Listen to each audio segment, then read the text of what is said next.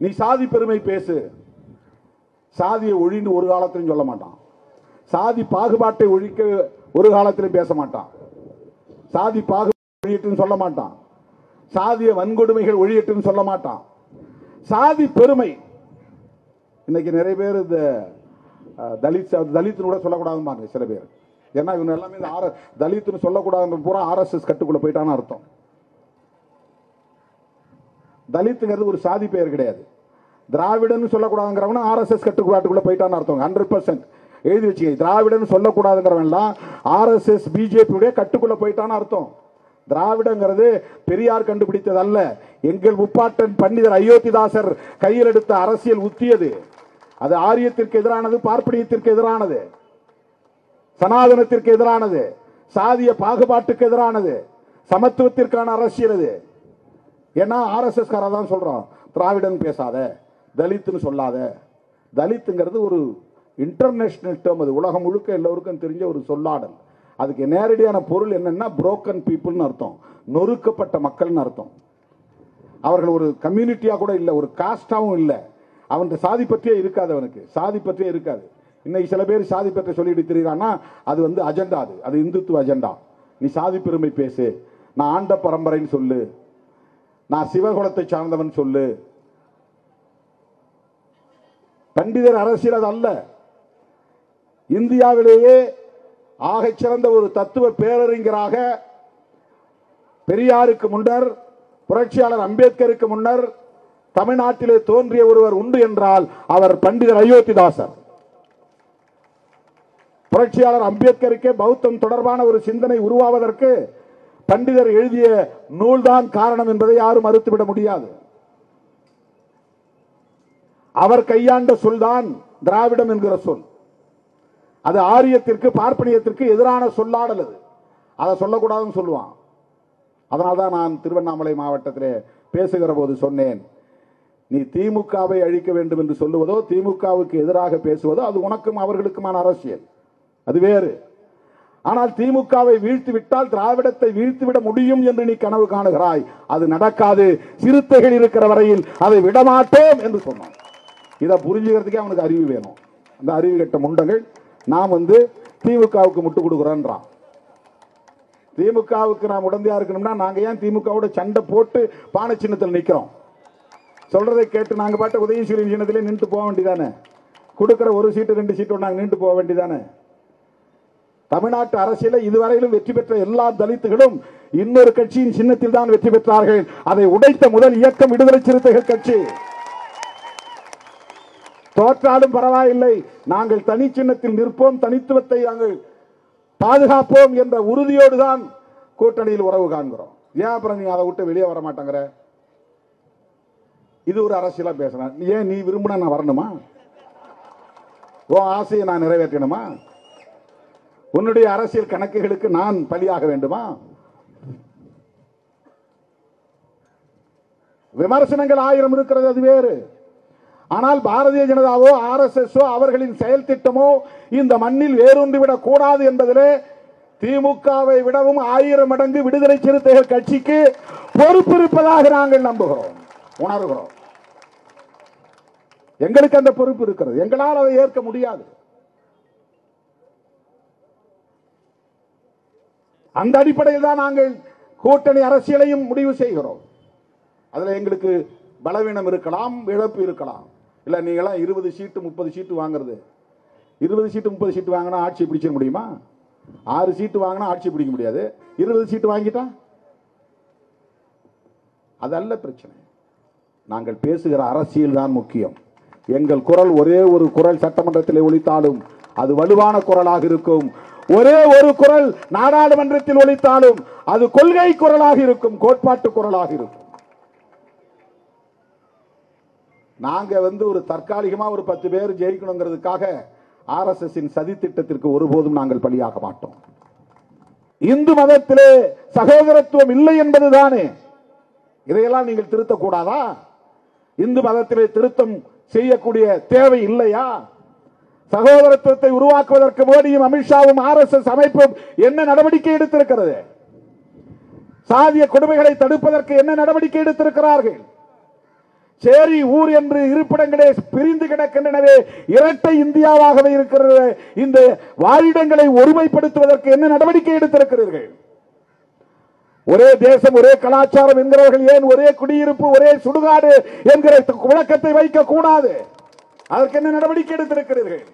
ஏன் இரட்டை வாழிடங்கள்? ஏன் இரட்டை குடியிருப்புகள்? வெட்கமாக இல்லையா?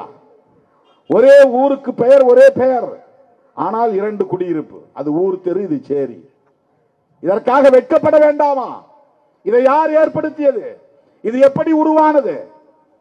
பிறப்பின் அடிப்படையிலே உயர்வு தாழ்வு என்கிற பாகுபாடு இங்கே காலம் காலமாக நிலைப்படுத்தி கிடக்கிறது, நிலைப்படுத்தப்பட்டிருக்கிறது.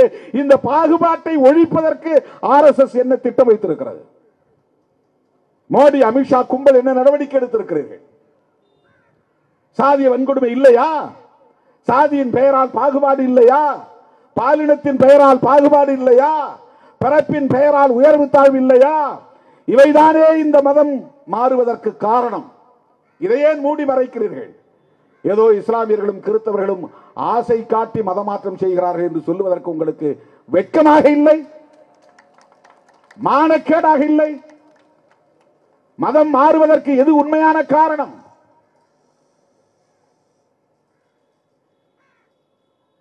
மதம் மாறியவர்கள் அனைவரும் இன்றைக்கு இங்கே இஸ்லாமியர்களாக இருக்கிறார்கள் என்றால் அவர்கள் அனைவரும் மண்ணின் மைந்தர்களே தவிர அராபியர்கள் இல்லை. அவர்களை எப்படி நீ அங்கீகரிக்கிறாய்? அவர்கள் மீது வெறுப்பை விதைக்கிறாய், அவர்களுக்கான பாதுகாப்பை கேள்விக்குள்ளாக்குகிறாய், அஞ்சி அஞ்சி வாழக்கூடிய அச்சத்தையே உருவாக்குகிறாய்.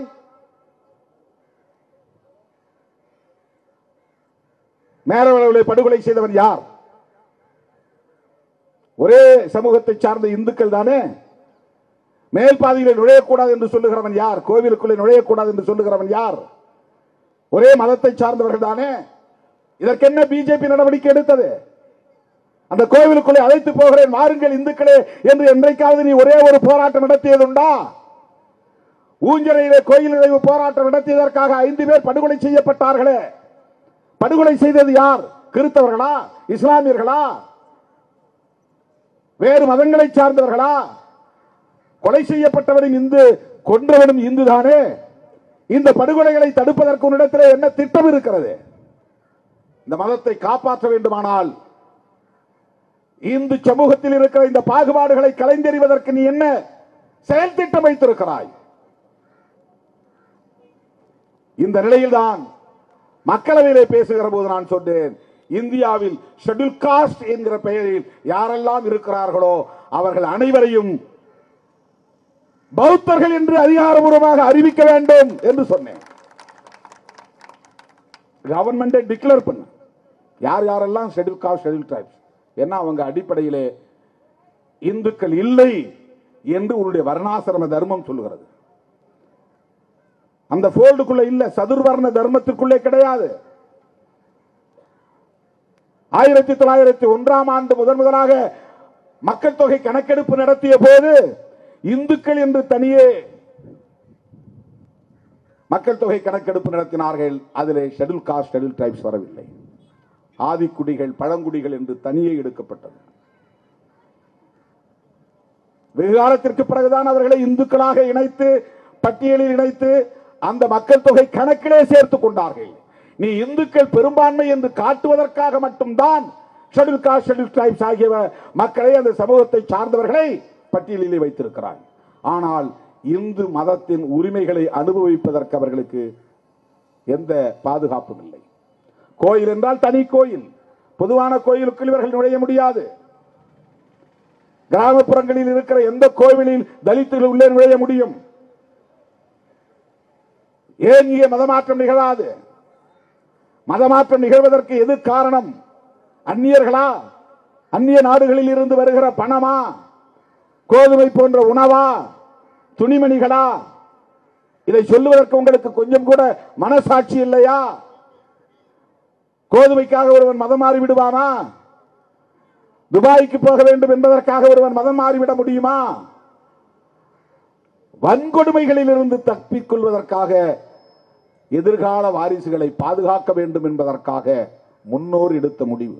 இன்னைக்கு இந்தியா முழுவதும் இருக்கிற இஸ்லாமியர்கள் இந்த சாதிய சமூக கட்டமைப்பை எதிர்த்து உருவானவர்களே தவிர வெறும் பொருளுக்கு ஆசைப்பட்டு அவர்கள் போகவில்லை. அப்படிப்பட்ட இந்த மண்ணின் மைந்தர்களை அந்நியர்களைப் போல சித்தரித்து அவர்களுக்கு எதிரான வெறுப்பை இவர்கள் விதைப்பது யாருக்காக? இந்த பின்னணியை தெரிந்து கொள்ள வேண்டும். இந்த சட்டம் கிடக்கு. அமித்ஷா சொல்றார் 2000 இன்னும் 30 ஆண்டுகளுக்கு நாங்கள் ஆட்சியில் இருப்போம். 30 ஆண்டுகளுக்கு பிறகு நீ இருக்க மாட்டேங்கிற உண்மையை ஒத்துக்கொள்கிறாயா இல்லையா? ஒண்ணு உனக்கு சாசுவதம் இல்லையே, நிலையானது இல்லையே. 30 வருஷம் இரு, 30 வருஷத்துக்கு பிறகு உன் கொட்டம் ஒடுங்கும். 400 ஆண்டு கால பழமை வாய்ந்த பாபர் மசூதியை நீ இடித்து தரைமட்டமாக்குகிற போது இந்த 30-40 ஆண்டு கால ஆட்சியை நீ செய்த அநியாயத்தை அநீதியை அழித்தொழிக்க முடியாதா? அப்புறம் வந்தால் எங்கள் வாரிசுகள் வருவார்கள், நீ போட்ட சட்டத்தை தூக்கி எறிவார்கள், புதிய சட்டம் கொண்டு வருவார்கள். இது என்ன மாற்ற முடியாத ஒன்றா? இதே பெரும்பான்மைவாதத்தை பயன்படுத்தி அடுத்து வரக்கூடிய ஆட்சியாளர்கள் இந்த சட்டத்தை தூக்கி எறிவதற்கு எவ்வளவு நேரம் ஆகும்? என்ன 20-30 வருஷம் நீனே முடிவு பண்ணிட்ட. 30 வருஷம் 30 வருஷங்கிறது கண்ணை மூடி கண்ணை தரதுல போயிடும். நாங்க இல்லாம இருப்போம், ஆனால் எங்கள் வாரிசுகள் இருப்பார்கள், சிறுத்தைகள் இருப்பார்கள், சமூக நீதி போராளிகள் இருப்பார்கள், ஜனநாயக சக்திகள் இருப்பார்கள், முற்போக்கு சக்திகள் இருப்பார்கள், சிந்தனையாளர்கள் இருப்பார்கள், சமத்துவத்தை விரும்பக்கூடியவர்கள் இருப்பார்கள். நீயே ஒரு டேட் பிக்ஸ் பண்ணிட்ட, 30 வருஷம் தான். அவ்வளவுதான் இருக்காது. அடுத்த தேர்தலை தூக்கி எறிவார்கள் மக்கள். அவங்களுக்கு ஆசை என்ன? 30 வருஷம் நாட்டை ஆளணும். நீ நாட்டை 30 வருஷம் ஆண்டு பார், அரசமைப்பு சட்டத்தை தூக்கி எறிந்து பார், இந்த நாட்டின் பெயரை கூட மாற்றி பார்.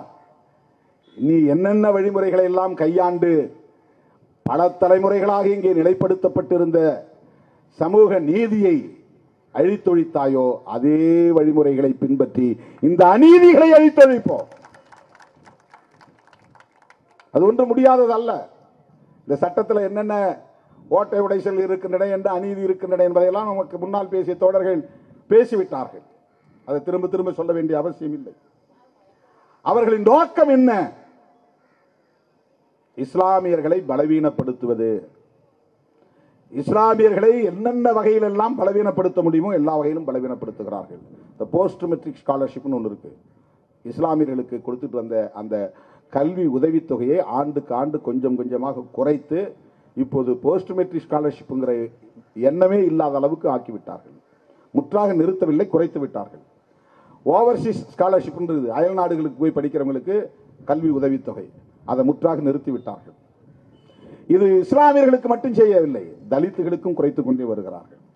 இப்போ போஸ்ட் மெட்ரிக் ஸ்காலர்ஷிப்ங்கிறது, போஸ்ட் மெட்ரிக்னா 10ஆம் வகுப்புக்கு மேலே, மெட்ரிக்னா 10, அதுக்கு மேலே படிக்கிற கல்வி, அவங்களுக்கு கொடுக்கிற ஸ்காலர்ஷிப் அதை யூனியன் கவர்மெண்ட் தான் கொடுக்குது. ஸ்டேட் கவர்மெண்ட் கொஞ்சம் அதில் இணைச்சு கொடுக்குறாங்க. ஆனால் இப்போ எடப்பாடி அவர்கள் முதல்வராக இருந்தபோது நாங்கள் போய் பார்த்தோம். நானும் ரவிக்குமார் அவர்களும் ஒரு மனு கொடுத்தோம். நாங்கள் அங்கே போய் நிர்மலா சீதாராமனை பார்த்தோம். ஸ்டேட் கவர்மெண்ட்டும் ஒத்துழைக்கல, அவங்க சரியான விவரத்தை எங்களுக்கு கொடுக்க மாட்டேங்கிறாங்க. குறிப்பா தனியார் பொறியியல் கல்லூரியை சார்ந்தவர்கள் நிறைய தவறான தகவல் கொடுத்து நிதியை வாங்குறாங்க. வெறுமட அட்மிஷன் போட்டு பிள்ளைங்க படிக்கிறாங்களோ இல்லையோ பணம் வாங்குறாங்க. இந்த மாதிரி சில குற்றச்சாட்டுகள் சொல்லியிருக்கிறாங்க.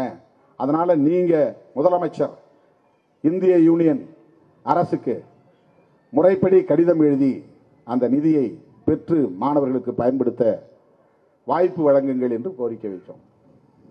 அவங்க அனுப்பல. நாங்கள் என்ன பண்றதுன்னு அவர் சொன்னார். அந்த அம்மாவை நிர்மலா சீதாராமன் அவர்களை பலமுறை நாங்கள் இது தொடர்பாகவே சந்திச்சிருக்கிறோம். எஸ்சி எஸ்டிக்கு மட்டும் இல்லை, எல்லாருக்கும் அது போஸ்ட் மெட்ரிக் ஸ்காலர்ஷிப் படிப்படியாக அவர்கள் குறைத்து வருகிறார்கள். இதெல்லாம் உனக்கு கொடுக்கறதால தானே நீ மேலே மேலே படிச்சுட்டு போற. உங்க அப்பா உனக்கு ஃபீஸ் கட்ட முடியாது, அம்மா ஃபீஸ் கட்ட முடியாது, ஆனால் கவர்மெண்ட் ஃபீஸ் கட்டி நீ படிச்சு எங்களுக்கு எதிராக பேசுவீங்களா? கவர்மெண்ட் ஃபீஸ் கட்டி நீ படிச்சுட்டு வேலைக்கு அரசாங்க வேலைக்கு போவ, அப்ப யார் தெருவை கூட்டுறது, யார் கக்கூஸ் கழுவுறது? இப்ப அவனுடைய கவலை அதுதான். இந்த நிலை போனால் பிறப்பால் உயர்ந்தவர்கள், கடவுளிடம் நேரடியாக பேசக்கூடியவர்கள் நாங்கள் தான் என்று சொல்லிக் கொண்டிருக்கிற பார்ப்பனர்களின் நிலை என்ன ஆகும் என்பதுதான் RSS உடைய கவலை. இந்த பின்னணியில் நீங்க புரிஞ்சுக்கணும். இது ஏதோ வெறும் சட்டம் அரசியல் அப்படின்லாம் கிடையாது. RSSக்கு ஒரு அஜெண்டா இருக்கிறது. இந்த சமூக நீதி கோட்பாடு தெருக்கூட்டம் பிள்ளையை நீதிபதி ஆக்குகிறது, ஆடு மாடு மேய்த்தனுடைய பிள்ளையை பேராசிரியர் ஆக்குகிறது, துணைவேந்தர் ஆக்குகிறது. இப்ப யாரும் கிராமத்தில் வந்து 10வது வரையிலும் படித்தவனா இருந்தா கூட யாரும் வேலைக்கு போறது, விவசாய வேலைக்கு போறதில்லை, அரசாங்க வேலைக்கு தான் போறான். அதுக்கான வேலைகளை முயற்சி செய்யறான். இல்லைன்னா மெட்ராஸ் வந்துடுறான், பாம்பேக்கு போயிடுறான், டெல்லிக்கு போயிடுறான், இல்லைன்னா நாட்டை விட்டே வெளியே போயிடுறான். உன் வீட்டில் மாடு மேய்க்கிறதுக்கு பேர சாணி வர்றதுல என் பாட்டன் செஞ்சது போதும், என் அப்பன் செஞ்சது போதும், இனிமே நான் உங்ககிட்ட சாணி வர. இப்போ அவன்லாம் என்ன பண்றான்னா நிலத்தை பூரா காட்டுக்கருவை முளைக்கிறது விட்டாங்க. ஏன்னா வேலை செய்யறதுக்கு ஆள் கிடையாது. எங்க அப்பா உழைச்சார், எங்க தாத்தா உழைச்சார், நான் உழைக்கல. அவனுக்கு வேலை செய்ய தெரியாது, அவனுக்கு ஏறு பிடிக்க தெரியாது, மாட்டுக்கு தீனி இருக்க தெரியாது, அவனுக்கு வந்து ஒரு நாள் கூட அந்த கொளுத்துற வெயில நின்று குனிஞ்சு வேலை செய்ய தெரியாது. ஆனா விவசாயி, அவன் பேர்ல 100 ஏக்கர் நிலம் இருக்கும். எப்படி விதைக்கணும், எப்படி களை பறிக்கணும், எப்படி அதை அறுவடை செய்யணும், எப்படி கொண்டு வந்து களத்துல கொட்டணும், அது எதுவுமே அவனுக்கு தெரியாது. இப்ப நான் வேலை செய்யல, அவன் காடெல்லாம் கரம்பா கிடக்கு, காட்டுக்கருவை முளைச்சி கிடக்கு. அதை தான் இன்னைக்கு அவன் வந்து ஏலம் விட்டு அதை வெட்டி அதில் வர்றதை வச்சுதான் இன்னைக்கு குழப்பம் நடத்துறான். இதெல்லாம் ஏன் நிகழ்கிறது? அவனுக்கு கவலை அதுதான். அதனால்தான் NEP தேசிய கல்விக் கொள்கையில ஸ்பெஷல் ஸ்கில்ங்கிற பேர்ல உங்க அப்பா என்ன தொழில் செய்தாரோ அதையும் நீ கத்துக்கோ. தச்சருடைய ஆசாருடைய பிள்ளை ஆசாரி வேலையை கத்துக்கோ, கொல்லனுடைய பிள்ளை கொல்லன் வேலையை கத்துக்கோ, விவசாயினுடைய பிள்ளைகள் விவசாய வேலையை கத்துக்கோங்க. உங்களுக்கு தனியா நாங்க சிறப்பு பயிற்சி தர்றோம். இது குலக்கல்வி திட்டம்லாம் இல்ல. நம்முடைய மரபு சார்ந்த தொழில்கள் பாதிக்கப்பட்ட கூடாது. ஏன் அந்த தொழில பிராமணர்களுக்கோ உயர் சாதியை சார்ந்தவர்களுக்கோ கற்றுக் கொடுங்க. ஏன் அவர் ஆசாரி ஆகக்கூடாதுன்னு இருக்கா? பொற்கொள்ளர் ஆகக்கூடாதுன்னு இருக்கா? ஆடு மாடு மேய்க்க கூடாதா? இன்றைக்கு இருக்கிற பிரச்சனை இதுதான். எல்லாம் தலைகீழாக மாறுகிறது. தலை நிமிர சேரி திரளும், தலைகீழாய் நாடு புரளும். 1990 நான் எழுதின முழக்கம் இது. தலைகீழாய் நாடு புரளும். நீ உயர்ந்த சாதின்னு சொல்லி இருந்த கீழே இறங்கி வா. நீ தொடப்பு கட்டை புடி, தெருவை கூட்டு, கக்கூசுக்கு போ, கழுவு. சம்பளம் தான் கொடுக்கிறானே, இப்போ வாங்கிக்கோ. தலைகீழாக நாடு புரளுகிறது. அவன் கவலை இதுதான். இந்த சோசியல் ஆர்டர் பாதிக்கப்படுது. உயர்ந்த சாதியாகவே இருக்க வேண்டும், உடல் உழைப்பு கூடாது, சத்திரியர்கள் சத்திரியர்களாகவே இருக்க வேண்டும், அவர்கள் ஆட்சி அதிகார பீடத்தில் அமர வேண்டும், அவர்கள் உடல் உழைப்பு கூடாது. சூத்திரர்களும் பஞ்சமர்களும் காலம் காலமாக அவர்கள் பிள்ளை பெறுவதே சாணி வாருவதற்கும் கக்கூஸ் கழுவதற்கும் தெருவை கூட்டுவதற்கும். எதுக்கு உனக்கு 2 பிள்ளை பெற்றிருக்காங்க, அடுத்து எனக்கு பின்னால சாணி பொறுக்கிறது. உனக்கு எதுக்கு பொம்பளை பிள்ளை பிறந்திருக்காங்க, கக்கூஸ் கழுவதற்கு. அவர் வீட்டு பிள்ளை நாடாளுவதற்கு. அவர் பிறக்கிற போதே அவர் தான் பிரைம் மினிஸ்டர், பிறக்கிற போதே சீஃப் மினிஸ்டர். இந்த சோசியல் ஆர்டர் இன்றைக்கு வந்து நிலை குலைகிறது, கொலாப்ஸ் ஆகிறது. Because of the constitution which made by Dr. B.R. Ambedkar. புரட்சியாளர் அம்பேத்கர் அவர்களால் உருவாக்கப்பட்ட அரசமைப்பு சட்டம் இந்த நாட்டை தலைகீழாக புரட்டி போட்டுக் கொண்டிருக்கிறது. எனவே இந்த சமூக ஒழுங்கை பாதுகாக்க வேண்டியது அவர்களின் முக்கியமான சவாலாக மாறிவிட்டது. இந்த சமூக ஒழுங்கை பாதுகாக்க வேண்டுமானால் அவர்கள் தொடர்ந்து ஆட்சி அதிகாரத்தில் நீடிக்க வேண்டும். அவர்கள் தொடர்ந்து ஆட்சி அதிகாரத்தில் நீடிப்பதற்கு அனைத்து தரப்பு மக்களும் அவர்களை ஏற்பதில்லை. முஸ்லிம்கள் ஏற்பதில்லை, கிறிஸ்தவர்கள் ஏற்பதில்லை, தலித்துகள் ஏற்பதில்லை, பழங்குடி மக்கள் ஏற்பதில்லை, இடதுசாரி சிந்தனையாளர்கள் ஏற்பதில்லை, முற்போக்கு சிந்தனையாளர்கள் ஏற்பதில்லை, பௌத்தர்கள் ஏற்பதில்லை. அவனுக்கு வந்து கவலையா இருக்கு. எப்படி ஆட்சியை பிடிக்கிறது, பிடித்த ஆட்சியை எப்படி தக்க வைத்துக் கொள்வது? பெரும்பான்மைவாதம், மெஜாரிட்டேரியனிசம், அது ஒரு டெமோக்ராட்டிக் ஃபேக்டர். அரசமைப்பு சட்டத்தில் பெரும்பான்மை அடிப்படையில் ஆட்சி அதிகாரத்தை நீ கைப்பற்றிக் கொள்ள முடியும். அம்பேத்கர் எவ்வளவு பெரிய ஞானி என்பதை பாருங்க. உலகம் முழுவதும் ஜனநாயகத்திலே பெரும்பான்மைவாதம் ஏற்கப்பட்டிருக்கிறது. 51 வாக்குகளை பெறுகிறவன் வெற்றி, 49 வாக்குகளை பெறுகிறவன் தோல்வி. இவன் 49, அவன் 51. 50-50 எடுத்தா சமம். 51 ஒரு வாக்கு எடுத்தா எதிரில் இருக்கவர் 2 வாக்கு குறைஞ்சிருக்கு. 2 வாக்குகளில் ஒருவன் நாடாளுமன்றத்திற்குள் நுழைய முடியும், சட்டமன்றத்திற்குள் நுழைய முடியும், அமைச்சரவையில் இடம்பெற முடியும், ஆட்சி அதிகாரத்தை கை கொள்ள முடியும். அதான் மெஜாரிட்டி. இது டெமோக்ரஸியில முக்கியமானது. ஆனால் இந்திய சமூக கட்டமைப்பில் இங்கே மெஜாரிட்டி என்பது பொலிட்டிக்கல் மெஜாரிட்டியாக இல்லை, கம்யூனல் மெஜாரிட்டியாக இருக்கிறது. அதுக்கு என்ன அர்த்தம்னா, கொள்கையை புரிஞ்சுக்கிட்டு அரசியல் அடிப்படையில் வாக்களித்து அதன் அடிப்படையில் ஆட்சியை கைப்பற்றுவது என்பது இல்லாமல், எங்க சாதி பெரிய சாதி, அதனால எங்க ஓட்டுங்களுக்கு கிடைச்சா போதும், நாங்கள் ஜெயிச்சிருவோம். எங்கள் மதம் பெரிய மதம், பெரும்பான்மை மதம், மதம் சார்ந்த வாக்குகள் கிடைச்சா போதும், எனக்கு முஸ்லீம் ஓட்டு வேண்டாம், கிறிஸ்டின் ஓட்டு வேண்டாம், எனக்கு இந்து ஓட்டு மட்டும் கிடைச்சா போதும். ஏன்னா அவங்க பெரும்பான்மையா இருக்கிறாங்க, அவங்க மட்டும் ஓட்டு போட்டா நாங்க பெரும்பான்மை இடங்களில் வெற்றி பெற்று விடுவோம், பெரும்பான்மை இடங்களில் வெற்றி பெற்றால் நாங்கள் தொடர்ந்து ஆட்சியில் இருப்போம். இப்ப பெரும்பான்மை மதமாக இருக்கிற இந்துக்களை பெரும்பான்மை என்று உணர வைப்பது அவனுடைய அரசியல். இந்துக்களை இந்துக்களாக மட்டுமே உணர வைப்பது அவனுடைய அரசியல். இந்துக்களை இந்துக்கள் என்று உணர வைப்பதிலே பிரச்சனை இருக்கிறது. என்ன பிரச்சனை இருக்கிறது என்றால், இவன் சாதியாய் பிளவுண்டு கிடக்கிறான், இவனை ஒற்றுமைப்படுத்த முடியல. அப்ப யாருக்கு எதிராக இவனை திருப்ப முடியும்? காந்தி காங்கிரஸ் கட்சியினுடைய தலைமையில் ஒரு போராட்டத்தை நடத்துகிற போது வெள்ளையர்களை எதிர்த்து இந்தியர்களை ஒருங்கே திரட்ட, அவன் அந்நியன், பிரிட்டிஷ்காரன், அவனை விரட்ட வேண்டும், அவன் பொருளை வாங்காதே, நாம் உற்பத்தி செய்த நம்முடைய பொருளையே வாங்கு என்று சுதேசி இயக்கத்தை எடுத்தார். சுதேசி என்றால் நம்முடைய பொருளை நாமே வாங்குவது, விதேசி என்றால் அந்நியன் கொண்டாந்து துணியை இங்கிருந்து பருத்தியை வாங்கிட்டு போய் அங்கிருந்து துணியாக்கி சட்டை கொண்டாந்து நம்மகிட்ட விற்கிறான், வாங்காத, அவன் உற்பத்தி செய்யற பொருளை வாங்காதே, அவனுக்கு அதுல வரி போய் சேருது, நம்ம பொருளை நாமளே வாங்கணும், நாம் அனைவரும் இந்தியர்களாயிருப்போம். இதுதான் காங்கிரசும் காந்தியும் சொன்ன தேசியவாதம். நாம் அனைவரும் இந்துவா இருக்கலாம், முஸ்லீமா இருக்கலாம், கிறிஸ்தவனா இருக்கலாம், தமிழனா இருக்கலாம், மலையாளியா இருக்கலாம், தெலுங்கனா இருக்கலாம், உனக்கு வேற தாலி எனக்கு வேற தாலி, உனக்கு வேற பண்டிகை எனக்கு வேற பண்டிகை, உனக்கு வேற உணவு எனக்கு வேற உணவு, இது எல்லா வேறுபாடு இருக்கலாம். But be Indian buy Indian, இந்தியனா இருப்போம், இந்திய பொருளையே வாங்குவோம்.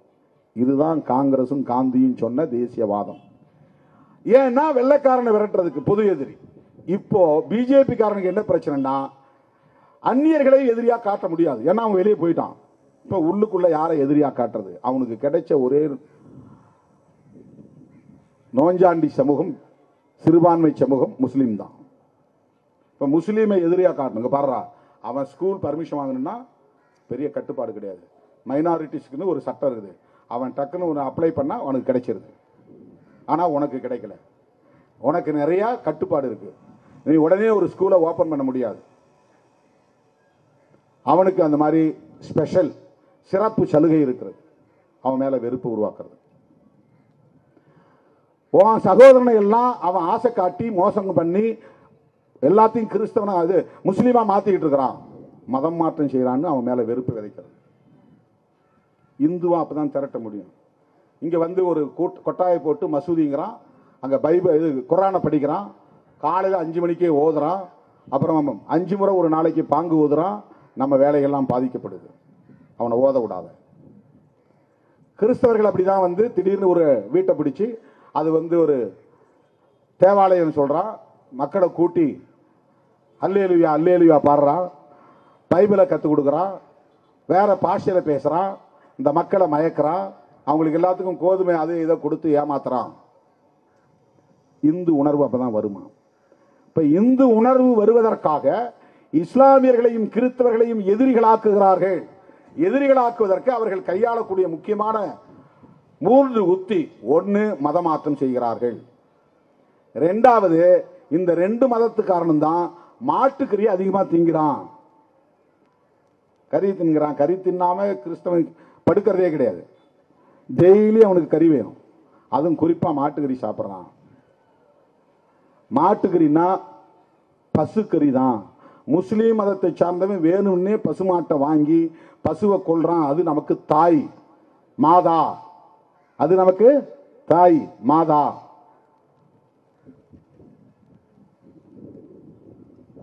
இப்படி இந்த இந்துக்களுக்கு எதிராக, முஸ்லிம்களுக்கு எதிராக இந்துக்களிடையே ஒரு அவதூறு பரப்புகிறார்கள் திட்டமிட்டு. ஆனா இந்த மாட்டுக்கறி எல்லாம் அதிகம் வாங்கி எக்ஸ்போர்ட் பண்றவன் யாருன்னா இந்து தான். இந்து மதத்தை சார்ந்தவன் தான் எக்ஸ்போர்ட் பண்றான். மாட்டுக்கறியை செத்த மாட்டை வந்து போய் உரிச்சாங்கிறதுக்காக ஹரியானாவில் 5 தலித்துகள் அடிச்சே கொண்டாங்க. மாடு செத்து போச்சு. அந்த மாட்டை கொண்டு போய் புதைக்கிறதுக்கு பதிலாக தோலாவது பயன்படுமேனு உரிக்கிறான். கறி தின்ன ஆகி போச்சு, வீணா போச்சு. அதை போய் வெறுமனா புதைக்கிறத விட அதை அறுத்தா அந்த தோலை கொண்டு போய் விற்பனை பண்ணா ஏதோ 100-200 கிடைக்கும். அதுக்காக அந்த மாட்டை போய் அறுக்கிறாங்க. எப்படா நீ வந்து பசு மாட்டை தோலை உரிக்கலான்ட்டு 5 பேரை அடிச்சே கொள்றான். ஒரு கும்பல் சேர்ந்து அடிச்சு கொள்றாங்க. அதுதான் இன்னைக்கு முஸ்லிம்களை பசுமாட்டு வியாபாரம் பண்றாங்கன்னு சொல்லிட்டு கும்பலா சேர்ந்து அடிச்சே கொள்றாங்க. அதான் லிஞ்சிங்கிறாங்க. கும்பல் கொலை, அடித்தே கொள்ளுவது. உத்தரப்பிரதேசத்தில் தாத்ரி என்கிற இடத்துல போய் ஒரு வீட்டுக்குள்ள நுழைஞ்சு, உன் வீட்டில் இன்னைக்கு கறி குழம்பு வச்சிருக்கிற, அந்த கறி குழம்பு என்ன குழம்பு? அவன் இல்லைங்க மாட்டுக்கறிலாம் இல்லை நான் பார்க்கணும். உள்ள பூந்து கறி குழம்பு சட்டிக்குள்ள கையை விட்டு எடுத்து பார்த்து மோந்து பார்த்துட்டு இது மாட்டுக்கறி தான் சொல்லி அவனை அடிச்சே கொள்றாங்க. விசாரணையில் அது மாட்டுக்கறி இல்லைன்னு அதுக்கப்புறம் தெரியுது கோர்ட்ல. ஒருத்தன் வீட்டுக்குள்ள நுழைஞ்சி, அடுப்படிக்குள்ள நுழைஞ்சி, அவன் கறி சட்டிக்குள்ள கையை விட்டு அந்த கறியை எடுத்து அது மாட்டுக்கறி தான் அவனே ஒரு முடிவு பண்ணி அதற்காக அந்த கறி குழம்பை செய்த குடும்பத்தை சார்ந்தவர்களை அடித்து துன்புறுத்துவதில் ஒருவன் கொல்லப்படுகிறான். இது எதனால் வருகிறது? பிஜேபி RSS பரப்புகிற இஸ்லாமிய வெறுப்பால் வருகிறது. பசுக்கறி முஸ்லிம்களால் தான் இங்கே வியாபாரம் செய்யப்படுகிறது. பசு புனிதம், மதமாற்றம், இது போன்ற அவதூறுகளை பயன்படுத்தி வெறுப்பு அரசியலை பரப்புகிறார்கள். இதனுடைய நோக்கம் என்னவென்றால் இந்துக்களை இந்துக்களாக திரட்டுவது. ராமர் கோவிலை கட்டியது இந்துக்களை இந்துக்கள் என்று உணர வைப்பதற்காக, ஒன்றுபடுத்துவதற்காக, இந்து சமூகம் பெரும்பான்மை சமூகம் என்று நிலைப்படுத்துவதற்காக. கடைசியில் அயோத்தியால ராமர் என்ன பண்ணிட்டார்னா பிஜேபியை தோற்கடிச்சிட்டார். அந்த கோயில் இருக்கிற அந்த தொகுதியில் பிஜேபி படுதோல்வி. ராமருக்கு நாம் நன்றி சொல்ல வேண்டும். நீ செய்யறது அநீதி, என்ன பயன்படுத்தி என் பேர்ல இவ்வளவு பெரிய அநீதி நீ செய்யற. ஒரு மசூதியை உடைச்சது மட்டுமில்லாமல் ஆயிரக்கணக்கான இஸ்லாமியர்களை கொன்று குவித்தீர்கள், அவர்களை அச்சுறுத்தி வைத்திருக்கிறீர்கள். இது பெரிய அநீதி என்று ராமரே தீர்ப்பு எழுதிவிட்டார். அதுக்கு பிறகு அவங்களுடைய டார்கெட் என்ன தெரியுமா? இந்தியாவுக்குள்ள ஜம்மு காஷ்மீர், அது முஸ்லிம்கள் பெரும்பான்மை, காஷ்மீர் பகுதி வேற, ஜம்மு பகுதி வேற. ஜம்முல இந்துக்கள் பெரும்பான்மை, அதுல காஷ்மீர்ல முஸ்லிம்கள் பெரும்பான்மை. லடாக்னு ஒரு பகுதி இருக்குது, அது பௌத்தர்கள் பெரும்பான்மை இருக்கிற பகுதி. இந்த 3 கம்யூனிட்டி இருக்கிற ஒரு மாநிலம் தான் ஜம்மு காஷ்மீர் மாநிலம். இதை 3ஆ துண்டா உடைச்சிட்டான் கம்யூனலா இந்த கவர்மெண்ட். காஷ்மீர் தனி, ஜம்மு தனி, லடாக் தனி. அதுக்கு ஒரு சட்டம் கொண்டு வந்துட்டான். Article 370 repealed. இதெல்லாம் டார்கெட்டட், குறிவைக்கப்பட்ட செயல் திட்டங்கள். இதெல்லாம் ஒன்னொன்னா அஜெண்டாவில் ஒன்னொன்னா செஞ்சுக்கிட்டே வரான். பாபர் மசூதி இடிக்கிறது ஒரு அஜெண்டா, ராமர் கோயில் கட்டணுங்கிறது ஒரு அஜெண்டா. அஜெண்டான்னு ஆங்கிலத்தில் சொல்றது செயல் திட்டம், தமிழ்ல சொல்றோம் அஜெண்டா. அதான் ஏற்கனவே அவன் டிசைன்டு, முடிவு பண்ணி வச்சுக்கிட்டான், திட்டமிட்டு வைத்துக் கொண்டான். அடுத்து ஜம்மு காஷ்மீரை நீ ஒன்னா இருக்கிறதுனால தானே அங்க அவங்கள இந்த சட்டம் நம்முடைய அரசமைப்பு சட்டத்திலே போட்டிருப்பான். ஜம்மு காஷ்மீரை தவிர பிற இந்திய பகுதிகளுக்கான சட்டம் இது. இந்த கான்ஸ்டிடியூஷன் வந்து ஜம்மு காஷ்மீருக்கு பொருந்தாது, அதிலே இருக்கும். இப்ப அவங்களுக்கு அவங்க ஏற்ற சட்டம் தான் கான்ஸ்டிடியூஷன், தனியாக அவங்க வச்சுக்கிறாங்க. அவங்க மாநிலத்தில் இருக்கிற சட்டமன்றங்கிறது அவங்களுக்கு ஒரு பார்லிமெண்ட் மாதிரி. அது நம்ம பார்லிமெண்ட்ல இருப்பாங்க, நம்மோட இந்திய எல்லைக்குள்ளே இருக்கிறோங்கிறதுக்கான ஒரு பிரதிநிதித்துவம், அவ்வளவுதான். இந்த அக்ரிமெண்ட்ல தான் அவங்க இங்க நம்மோட சேர்ந்தாங்க. பாகிஸ்தான் பிரியும் போது ஜம்மு காஷ்மீர் பகுதியை சார்ந்தவர்கள் பாகிஸ்தானோட சேர்றதா இந்தியாவோட சேர்றதான்னு பிரச்சனை வருது. அப்ப மன்னராக இருந்தவர் பட்டேலோடும் பண்டிட் ஜவஹர்லால் நேரு அவர்களோடும் பேச்சுவார்த்தை நடத்துகிற போது நாங்க அங்க போல உங்க கூட வர்றோம். ஆனா எங்களுக்கான இண்டிவிஜுவாலிட்டி, தனித்தன்மை பாதிக்கப்படக்கூடாது. இங்க யாரும் வந்து இடம் வாங்குறோம், கோவில் இங்க வந்து சுற்றுலாத்தலமா இதை மாத்திக்கிறோம் அப்படின்லாம் அங்க வரக்கூடாது அப்படிங்கிற கண்டிஷன் பேர்ல தான் வந்து சேர்ந்தாங்க. அதுக்கு ஒத்துக்கிட்டு தான் நேருவும் பட்டேலும் அரசமைப்பு சட்டத்தை உருவாக்கும் போது அம்பேத்கர்டையும் விவாதிச்சு 370 கொண்டு வராங்க. இது அவனுக்கு கண்ணை உறுத்துது. 370ங்கிறதையே நீக்கிட்டு அந்த ஜம்மு காஷ்மீர் அவன் கண்ட்ரோல்களை கொண்டு வந்து இப்ப யாரும் அங்க போகலாம், யாரும் அங்க நிலம் வாங்கலாம். அதானி தமிழ்நாட்டுக்குள்ள வந்து துறைமுகத்தை கட்ட முடியும், விமான நிலையத்தை கட்ட முடியும், இங்க வந்து முதலீடு செய்ய முடியும். ஜம்மு காஷ்மீர்ல போக முடியாது. முன்ன அங்க போய் யாரும் வீடு வாங்கி சொந்தமா தங்க முடியாது. அது வந்து உலகத்திலேயே ஒரு சொர்க்க பூமி என்று சொல்லக்கூடிய அளவுக்கான இயற்கையிலேயே எழில் ததும்பும் ஒரு பகுதி. எல்லாம் இமயமலை அடிவாரம், பள்ளத்தாக்குகள், அவ்வளவு அழகான ஒரு பகுதி. ஹெவன் இன் த லேண்ட் என்று சொல்லக்கூடிய அளவுக்கு சொர்க்கம் பூமிக்குள்ளே இருக்கிற ஒரு பகுதின்னு சொல்லக்கூடிய அளவுக்கான ஒரு பகுதி. அங்க போய் இவங்களால ஒரு கெஸ்ட் ஹவுஸ் கட்ட முடியல. யாரு அதானி அம்பானிக்கு போய் தங்குறதுக்கு, ஓய்வு எடுக்கிறதுக்கு அங்க போய் தங்க முடியல, ஹோட்டல்ல தான் போய் தங்கணும். இப்போ அங்க யாரும் லேண்ட் வாங்கலாம். அதான் அவங்களுக்கு போய் அவங்க இன்வெஸ்ட் பண்ணணும். அவங்களுடைய ஃப்ரெண்டு அதானியும் அம்பானியும் போய் அங்க முதலீடு பண்ணணும். அந்நிய நாட்டுக்காரலாம் அங்க வந்து இடம் வாங்கணும். யார் வேணாலும் அங்க போய் இப்ப வீடு வாங்க முடியும், அங்க குடியேற முடியும். இது அவனுடைய இரண்டாவது டார்கெட், முஸ்லிம்களை பலவீனப்படுத்துவது. அதை முடிச்சுட்டான். பாபர் மசூதி இடிச்சுட்டான், ராமர் கோயில் கட்டிட்டான். அவனுக்கு இருக்கிற கடைசியா இருக்கிறது என்னன்னா, உனக்கு பர்சனல் லா கூடாது, கிறிஸ்டியனுக்கு பர்சனல் லா கூடாது. அதாவது கிறிஸ்டியனுக்கு வந்து இப்போ அவங்க வந்து மேரேஜ் பண்றதா இருந்தா எப்படி பதிவு பண்ணுங்கிறது சட்டம் தனியா இருக்கு.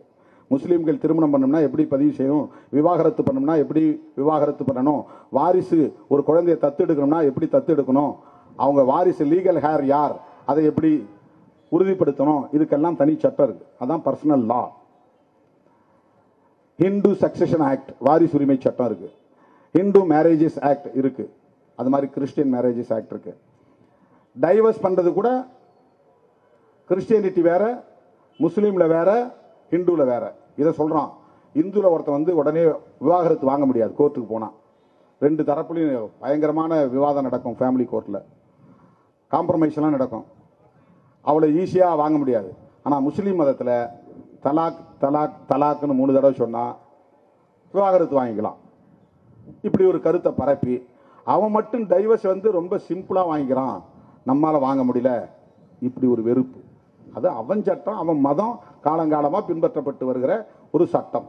அதை வந்து எதிர்ப்பாக மாற்றி, வெறுப்பாக மாற்றி இந்த மக்களுக்கு எதிரான வகையில முத்தலாக் சட்டம் தனியா ஒரு சட்டம் கொண்டு வந்தான். கேட்டா முஸ்லீம் பெண்களுக்காக சட்டம் கொண்டு வந்தோம். பெண்கள் போய் இவங்கள்ட்ட முறையிட்டாங்களாம். ஒருத்தன் கல்யாணம் பண்ணிட்டு திடீர்னு போன்ல அல்லது வாட்ஸ்அப்ல முத்தலாக்குன்னு சொல்லிட்டான்னா என் வாழ்க்கை நடுத்தருவில் போயிடுது, நாங்கள் பாதிக்கப்படுறோம் அப்படின்னு முஸ்லீம் பெண்கள் போய் சொன்னாங்களாம். அதனால அவங்க சட்டம் கொண்டு வந்தாங்க. அது அல்ல நோக்கம். முஸ்லீம்களை பலவீனப்படுத்தணும், பர்சனல் லாவை டைலூட் பண்ணணும். உனக்கு ஏன் தனி சட்டம், அதை டைலூட் பண்ணணும். அதான் அவனுடைய நோக்கம். அதுக்குள்ள பூந்து முத்தலாக் ஆக்ட்னு தனியாக அவனு கொண்டு வந்துட்டான். ஜம்மு காஷ்மீரை உடைச்சிட்டான். பாபர் மசூதியை இடிச்சுட்டு ராமர் கோயில் கட்டிட்டான். இப்போ வக்ஃப் ஆக்டுக்குள்ள தலையிட்டு இருக்கான்.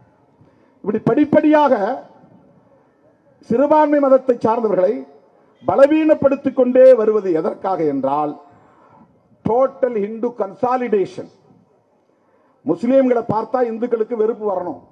ஒவ்வொருத்தரும் தான் இந்து அப்படின்னு நினைக்கணும். சாதியை கடந்து, மொழியை கடந்து, இதுதான் அவனுடைய தேசியவாதம். காந்தி பேசிய தேசியவாதம் இந்தியன் என்கிற உணர்வின் அடிப்படையிலான தேசியவாதம்.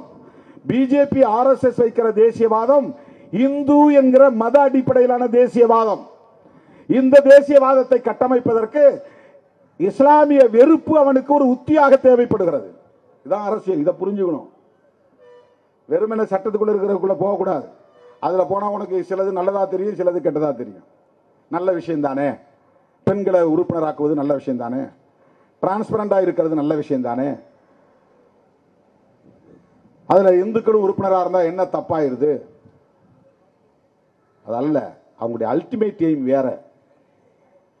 முஸ்லிம் கம்யூனிட்டியை அச்சுறுத்துவது ஒரு நோக்கம் என்றால் வெறுப்பை விதைத்து இந்துக்களை அணிதிரட்டுவது ஒரு நோக்கம். அப்ப தொடர்ந்து அவன் வெளிப்படையா ஒன்னு டிக்ளேர் பண்ணிட்டான், உன் ஓட்டு எனக்கு தேவையில்லை, முஸ்லீமா ஓட்டு போடாத, கிறிஸ்டியனா தேவையில்லை உன் ஓட்டு,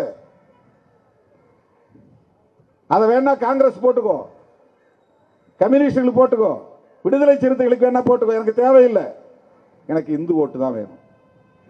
இந்துக்களை எப்படி அணிதிரட்டுவது? சாதி பெருமிதம் பேசி அணிதிரட்டுவது. இஸ்லாமியர்களை அந்நியர்கள், அந்நிய மதம், பௌத்த மதத்தை இந்தியாவில் தோன்றிய மதங்கிறான், முஸ்லீம் மதத்தை வெளிநாட்டில் தோன்றிய மதங்கிறான். ஆனா வெளிநாட்டில் தோன்றியவர்கள் உருவாக்கிய எல்லாவற்றையும் அவன் பயன்படுத்துகிறான். நீ பயன்படுத்தக்கூடிய மைக்கா இருந்தாலும் சரி, லைட்டா இருந்தாலும் சரி, செல்போனா இருந்தாலும் சரி, எது இந்தியன் கண்டுபிடிச்சது சொல்லு, அல்லது இந்து கண்டுபிடிச்சான்னு சொல்லு. ஐன்ஸ்டீன் யார்? இந்துவா? நியூட்டன் யார்? இந்துவா? Alva Edison, Thomas Alva Edison யார்? இந்துவா? யாராவது ஒரே ஒரு விஞ்ஞானி, உலகத்தையே புரட்டி போடக்கூடிய அறிவியல் கண்டுபிடிப்புகளை மனித குலத்துக்கு வழங்கி இருக்கிற ஞானிகளை, விஞ்ஞானிகளை ஏன் இந்து மதம் உருவாக்கவில்லை, இந்தியா உருவாக்கவில்லை? இதுக்காக உன்னால பதில் சொல்ல முடியுமா? அவன் பயன்படுத்தின விமானத்தை அவன் கண்டுபிடிக்கிறான், நீ விமானத்தில் பறக்கிற, அது மட்டும் அந்நியன் கண்டுபிடிச்ச உனக்கு வேணும். செல்போன் அந்நியன் கண்டுபிடிச்ச உனக்கு வேணும். அதெல்லாம் அவனுடைய உண்மையான நோக்கம். இந்து கிழமை ஏமாத்துறான், இந்து சமூகத்தை ஏமாற்றுகிறான். இந்து உணர்வை உருவாக்குவதற்கு இஸ்லாமிய வெறுப்பு அவனுக்கு ஒரு உத்தியாக தேவைப்படுகிறது. தோழர்களே, இந்த சட்டம் வந்த பிறகு என்ன ஆகும்னா, மதரசா இருக்கிற இடம் வக்ஃபு சொத்து இல்லம்பான். இதை நீ காட்ட முடியாது. ஏன்னா ஆவணம் இல்லை. ஏன் ஆவணம் இல்லை? அது 400 வருஷத்துக்கு முன்னால கொடுத்தது, 100 வருஷத்துக்கு முன்னால கொடுத்தது, 200 வருஷத்துக்கு முன்னால கொடுத்தது. அப்ப மதரசாவை காலி பண்ண, இந்த அர்த்தம் இந்த முஸ்லீம் ஸ்கூல் இருக்கக்கூடாது. மசூதி இடத்துல டாக்குமெண்ட் பார்க்கிறோம். இந்த மசூதி இருக்கிற நிலத்துக்கு என்ன டாக்குமெண்ட் இருக்கு? டாக்குமெண்ட் இல்ல. எந்த காலத்துல இருந்துச்சு? 150 வருஷத்துக்கு முன்னாடி. யார் கொடுத்தது? யாரோ கொடுத்தாங்க. ஏதாவது ஆதாரம் இருக்கா? ஆதாரம் இல்ல. மசூதியோட இப்படிதான் பிரச்சனை வரப்போகிறது. சுடுகாடு, கிரேவியார்டு, முஸ்லிம்களுக்கான சுடுகாடு, இதுக்கு என்ன ஆதாரம் இருக்கிறது? ஒரு 100 வருஷத்துக்குள்ள இருந்தா டாக்குமெண்ட் இருக்கும், 150 வருஷம் இருந்தா கூட டாக்குமெண்ட் இருக்கும். அதுக்கு முன்னாடி கொடுத்தாலும் டாக்குமெண்ட் இருக்காது. தப்பித்தவரி செப்பு பட்டை இருந்தா ஓகே, பட்டை இல்லைன்னா யார் அதெல்லாம் பாதுகாத்து வச்சிருப்பா? இஸ்லாமியர்களின் சொத்துக்களை இந்த பெயரால் இனி அபகரிப்பதுதான் அவர்களின் நோக்கம்.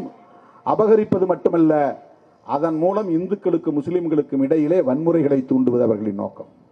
அவனுக்கு இந்த மாதிரி எந்த நேரமும் இந்து முஸ்லிம் வன்முறை நடந்துகிட்டே இருந்தாதான் இந்து கன்சாலிடேஷன் நிகழும், இந்து பெரும்பான்மைவாதத்தை கட்டமைக்க முடியும். ஆகவே அவர்களின் நோக்கம் வக்ஃபு சொத்தை பாதுகாப்பதல்ல, வெளிப்படை தன்மையை நிலைநாட்டுவதல்ல, ஏழை முஸ்லிம்களுக்கு உரிமை கிடைக்க வேண்டும் என்பதல்ல, முஸ்லிம் பெண்களையும் உறுப்பினராக்குவதல்ல.